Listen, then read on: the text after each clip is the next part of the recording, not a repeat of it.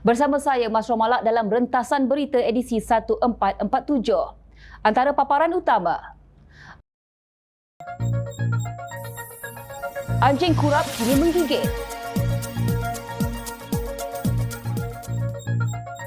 Kerajaan Madani tekad hapus kemiskinan tegal. Trend membahaya ahli politik.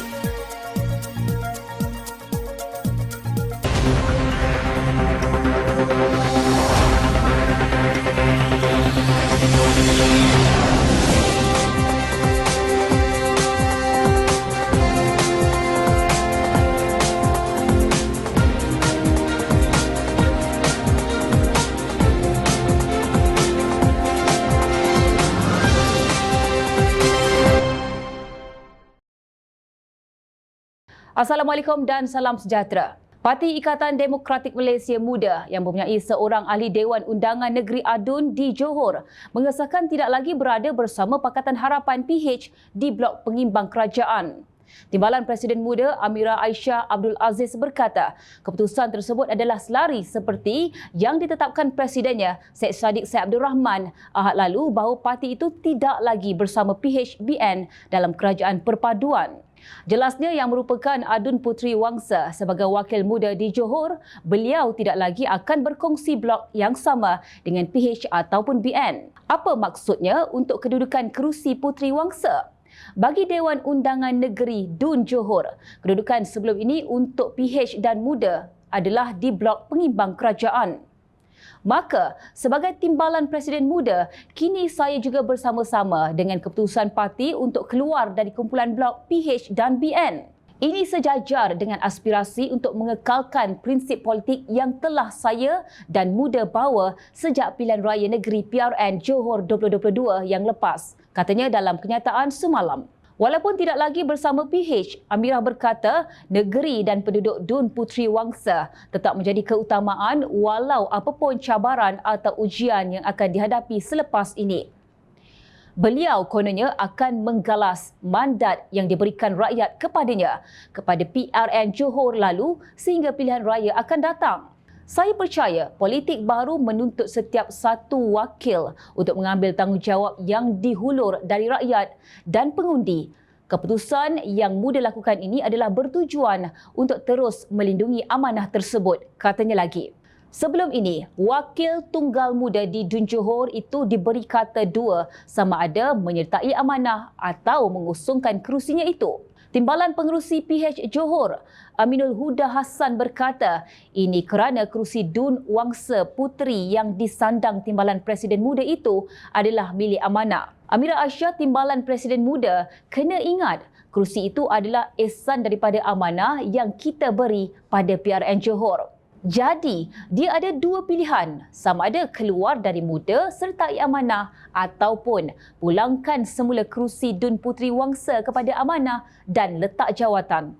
Itulah maruah sepatutnya, kata Aminul Huda yang juga pengerusi amanah Johor di Petik Harian Metro. Mengulas lanjut, Aminul Huda berkata, tindakan ahli parlimen Muar itu seolah-olah macam kacang lupakan kulit. Patutnya Syed Saddiq dan Amirah Aisyah boleh berfikir ini kerusi yang kita bagi berdasarkan persefahaman Electoral Pact beri laluan kepada muda, katanya. Kata Aminul Huda, PH melalui DAP dan Amanah khususnya bersetuju membenarkan muda bertanding di 6 kerusi mereka pada pilihan raya negeri Johor iaitu Tenang, Bukit Kepong, Parit Raja, Macap, Puteri Wangsa dan Bukit Permai. Pimpinan muda perlu belajar sejarah, jangan gopoh dan semata-mata hanya membuat langkah populis sahaja.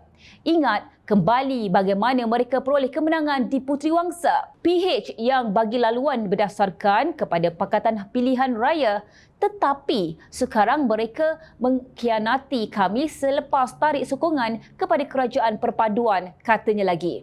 Walaupun Amirah berkata kononnya beliau akan terus memberi keutamaan kepada negeri Johor dan rakyat Puteri Wangsa, malah bercita-cita untuk menggalas kepercayaan rakyat sehingga pilihan raya yang akan datang, beliau telah mengkhianati secara zalim para pengundi di di Puteri Wangsa.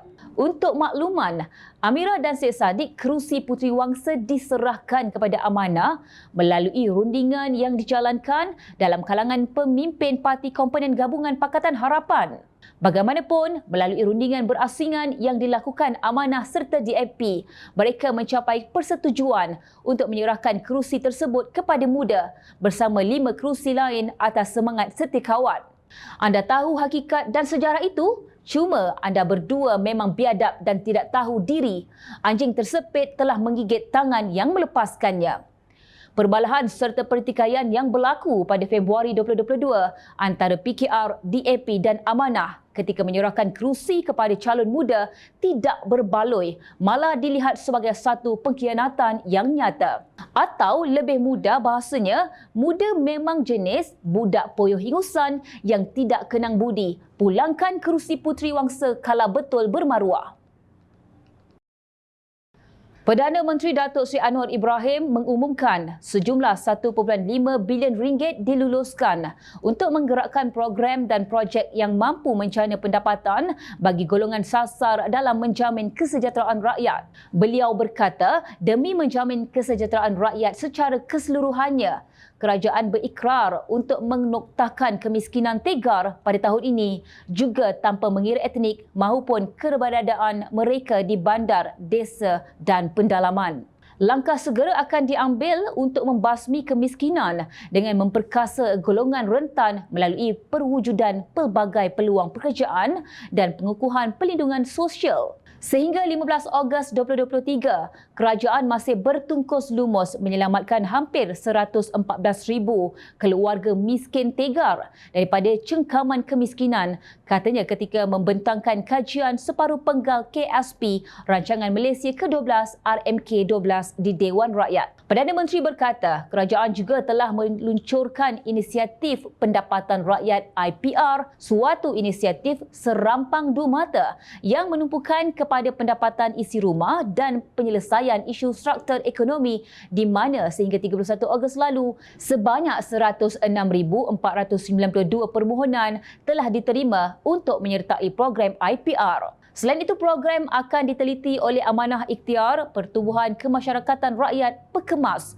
Tekun Nasional dan program-program melalui Unit Penyelarasan Pelaksanaan Jabatan Perdana Menteri. Anwar berkata di samping itu, pelbagai program dan inisiatif pembasmian kemiskinan sedang dilaksanakan oleh kerajaan, antaranya program pemerkasaan ekonomi komuniti bandar, skim pembangunan kesejahteraan rakyat untuk penduduk luar bandar dan program pembangunan ekonomi orang asli. Beliau berkata dalam kerangka ekonomi madani, pendekatan kerajaan sesungguhnya merentas kaum sama ada menoktakan kemiskinan atau membaiki sekolah daif. Namun, untuk peruntukan khusus, kerajaan juga melaksanakan program khas Bumiputera Sarawak dan program khas Anak Negeri Sabah untuk meningkatkan pendapatan masyarakat setempat. Bagi etnik Cina dan India yang berpendapatan rendah, beberapa inisiatif akan terus dilaksanakan di Kampung Baru Cina dan sebagaimana dalam Malaysian Indian Blueprint. Bagi tujuan ini, Unit Transformasi Masyarakat India Mitra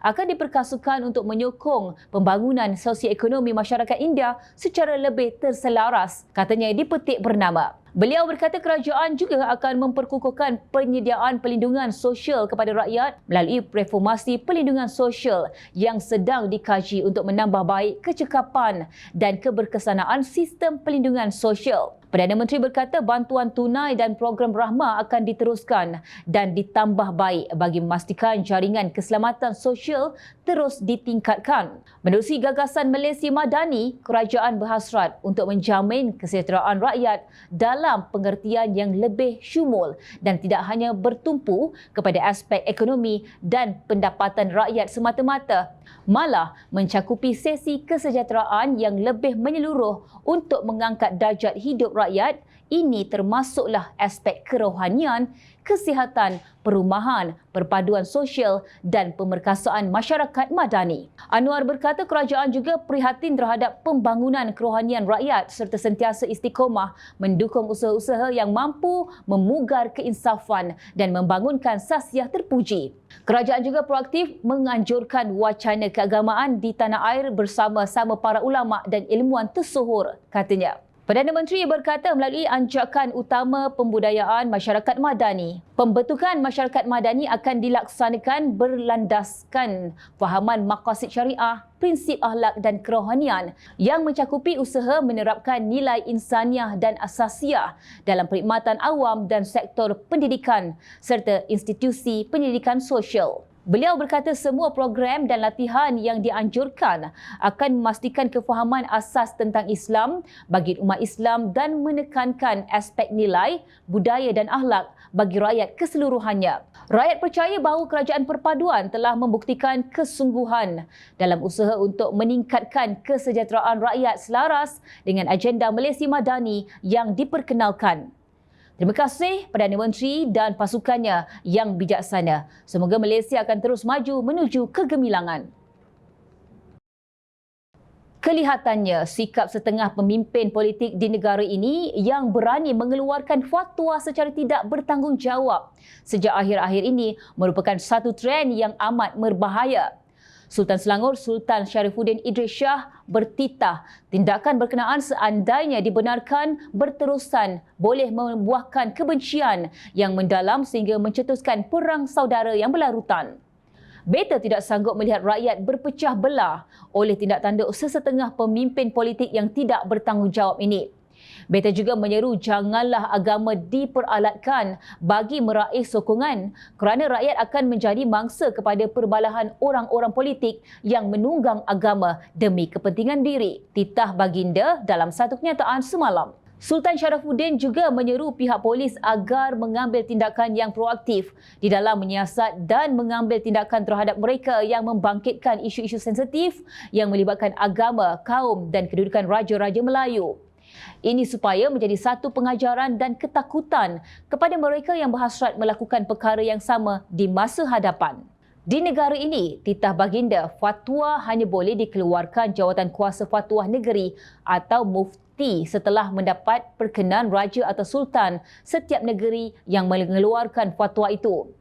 Ini adalah bagi memastikan fatwa yang dikeluarkan adalah tepat dan membawa kebaikan kepada umat Islam dan seluruh rakyat. Sebaliknya, sekiranya fatwa dibenarkan untuk dikeluarkan oleh orang-orang politik dan pemimpin-pemimpin politik, ianya akan pasti mencetuskan perbalahan, perpecahan, keganasan di dalam masyarakat yang akhirnya meranapkan tamadun sesuatu bangsa. Titah baginda. Sultan Sharifuddin yang juga pengerusi Majlis Kebangsaan bagi Hal Ehwal Islam MKI tidak menyebut sebarang nama individu ataupun parti politik tetapi dipercayai merujuk kepada beberapa pemimpin politik Perikatan Nasional PN yang sedang disiasat oleh polis. Antara mereka termasuk Presiden Bersatu Tan Sri Muhyiddin Mat Yassin, Presiden PAS Tan Sri Abdul Hadi Awang dan bekas Perdana Menteri Tun Dr. Mahathir Mohamad yang sedang disiasat kerana menyentuh mengenai isu agama, bangsa dan institusi diraja 3R. Suka beta mengingatkan dan menggesa kepada rakyat sekalian, terutama pemimpin-pemimpin politik, agar segera memberhentikan perbuatan mengeluarkan fatwa secara tidak bertanggungjawab ini demi memelihara perpaduan rakyat di negara ini. Beta tidak sanggup melihat rakyat berpecah belah oleh tindak tanduk sesetengah pemimpin politik yang tidak bertanggungjawab ini. Ingatan beta ini tidak bermaksud menyebelahi mana-mana pihak atau golongan mana-mana parti politik. Malah beta memilih untuk mengeluarkan kenyataan ini selepas pilihan raya negeri dan pilihan raya kecil selesai bagi mengelakkan kenyataan beta disalahertikan sebagai memihak sesuatu kumpulan politik. Titah baginda. Baginda turut menegaskan bahawa Raja-Raja Melayu dan Majlis Raja-Raja mempunyai peranan di dalam memelihara hak orang-orang Melayu dan agama Islam sentiasa terjamin. Di samping itu, Raja-Raja Melayu juga bertanggungjawab menjamin hak dan keselamatan kaum-kaum lain yang membentuk rakyat Malaysia. Justru kepada semua pemimpin politik, khususnya pemimpin politik yang senior dan veteran, elakkan dari memecah belahkan rakyat di negara ini, sebaliknya mengambil pendekatan yang lebih baik bagi menanam dan memupuk semangat perpaduan yang erat di kalangan semua kaum yang berlainan agama demi menjamin kesejahteraan negara. Peliharalah negara kita dengan baik kerana inilah satu-satunya tanah tumpah darah kita yang perlu kita pertahankan kemakmuran dan kedaulatannya. Sanggupkah kalian meninggalkan dunia ini dengan perpecahan dan huru-hara yang kalian ciptakan? Usah dibangga dengan usia panjang yang diberi Tuhan. Sebaliknya, bermuhasabah diri, adakah kita memanfaatkannya untuk kebaikan atau sebaliknya? Usah digadaikan kesejahteraan negara demi tampuk kuasa yang dicita-citakan. Usah dicarikan fabrik keharmonian demi hasad dengki dan dendam kesumat yang bersarang di hati. Malaysia hak semua kaum, di mana bumi dipijak, di situ langit kita junjung. Ingat, rakyat sentiasa memerhati. Jom Channel ingin mengucapkan jutaan terima kasih kepada para penyokong Jom Channel dan kepada yang berminat untuk memberikan sumbangan bagi membolehkan kami meneruskan perjuangan menyampaikan berita yang benar. Sumbangan boleh dibuat melalui akaun bank yang tertera. Suara rakyat kami sampaikan demi negara tercinta. Teruskan bersama kami di Jom Channel untuk mendapatkan berita politik tanah air. Saya Mas Romala, Assalamualaikum dan salam sejahtera.